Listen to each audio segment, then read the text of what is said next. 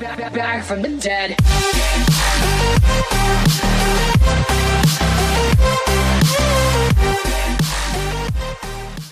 Ladies and gentlemen, my name is Mickey C and welcome to another League of Legends video, and today I want to talk about how Korean challengers or high elo players build Aurelion Sol. So first of all, I'll be focusing on 3 players. One's in Challenger, rank 46, and the other 2 are in Masters, rank around 400 and 600. I'll link their op.ggs in the description if you want to go check them out for yourselves. So first of all 3 of them play Aurelion Sol in the mid lane. That's pretty standard. That's where you want to be playing the champion.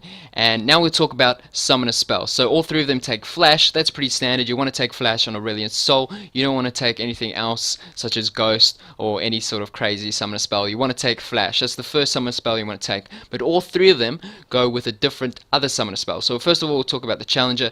He likes to take heal. For the most part, in every single matchup he'll take heal. The other 2 summoner spells he would take is barrier. Now he'll take barrier against champions such as LeBlanc, Zed and Annie, who have a lot of high burst damage. He would take barrier against those champions. Then the other summoner spell he'll take is cleanse, and he seems to only take cleanse against Fizz for the most part, or if the enemy jungler is someone like a Rammus or a Fiddlesticks, so you can cleanse Fiddlesticks' fear or Rammus's taunt. Then moving on to the second player, he would like to take ignite. So it just shows they have different playstyles. So he likes to be a bit more aggressive early on, and he likes to have kill pressure on his enemy laner and try and get an early kill so he can snowball the mid lane and in the game from there. Then the third player, he would like to take TP. So that means he has once again another different playstyle. He likes the split push playstyle, so you can farm in the outer lanes during the mid game and the late game, and then TP into team fights. And so that just shows all 3 different players have different sort of playstyles.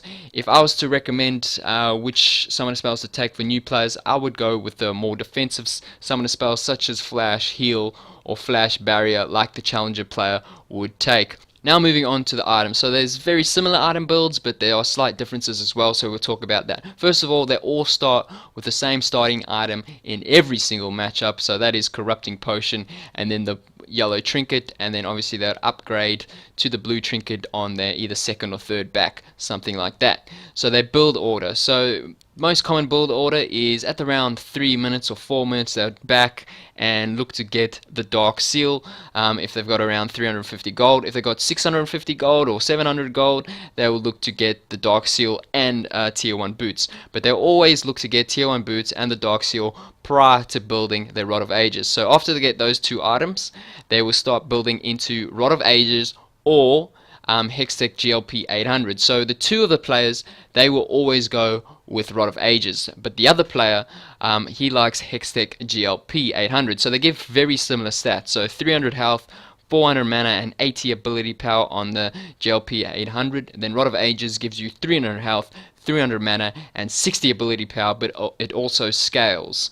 And the Hextech GLP 800 has that active, which fires icy bolts that deal magic damage and slow the enemy champions.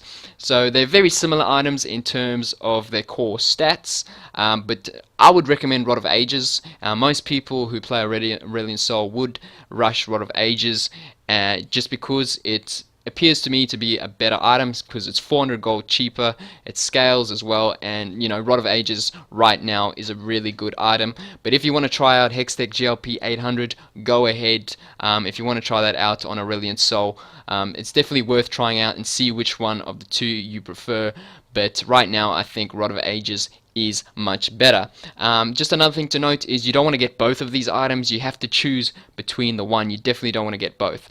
You then upgrade your boots to boots of Swiftness, and that's what all 3 of these players do, and then they get the Rylai's Crystal Scepter. So that's pretty much your core build. Then after that there are a few options, but most of the time they would get a Void Staff. Now one of the players who actually builds the Hextech GLP 800, he likes getting a Liandry's Torment as his 3rd item. Once again, it's not recommended because it's once again a very expensive item.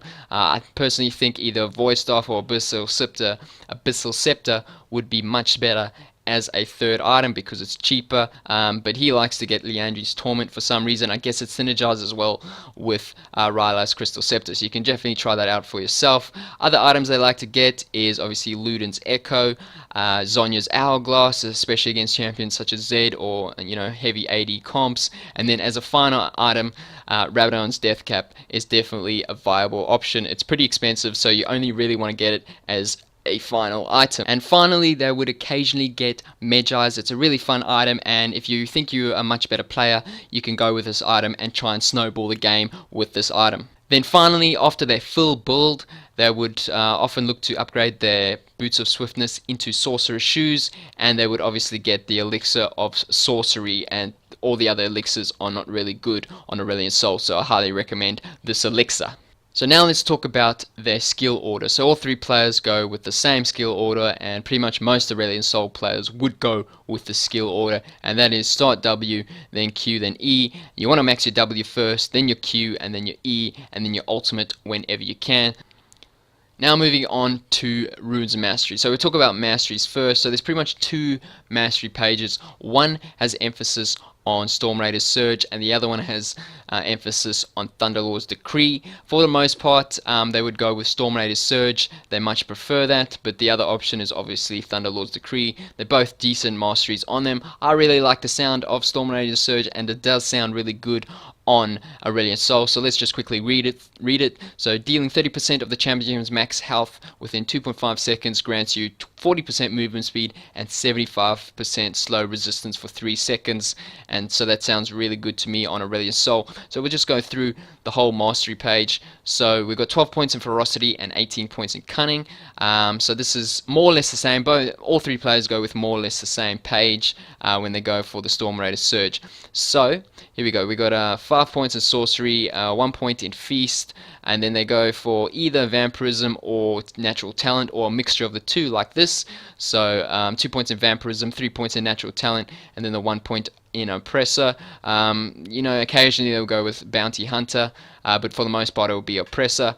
And then for the 18 points in cunning, we've got 5 points in savagery. Occasionally you'll get the 5 points in wanderer, so you can, I guess if you're really struggling with last hitting, I would definitely recommend going with savagery. But if you're fine with last hitting, you can go with the 5 points in a wanderer. And then the 1 point in runic affinity, merciless, dangerous game, 5 points in precision, and then Storm Raider Surge. So now we'll talk about the other mastery page.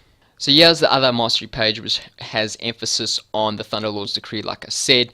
So it's pretty similar. There are a few differences here and there, so let's talk about it. So first of all, the 12 points in ferocity, got the 5 points in sorcery, and then the 1 point in exposed weakness instead of feast. So once again, a slight difference there. This guy likes to go with vampirism instead of natural talent, and then as I said, he prefers the bounty hunter over the oppressor.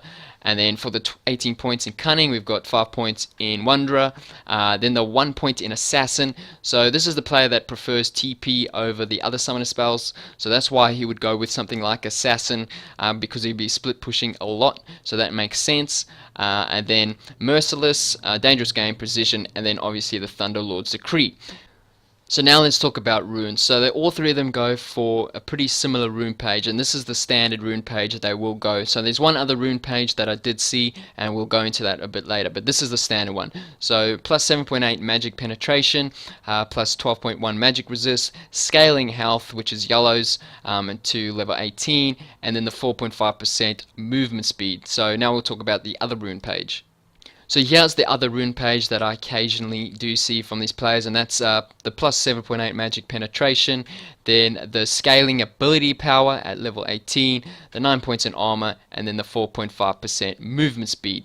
So that covers everything in this video. I hope you guys enjoyed this video. If you do, leave a like. If you want to see more of these types of videos, obviously leave a like I just said, and don't forget to subscribe.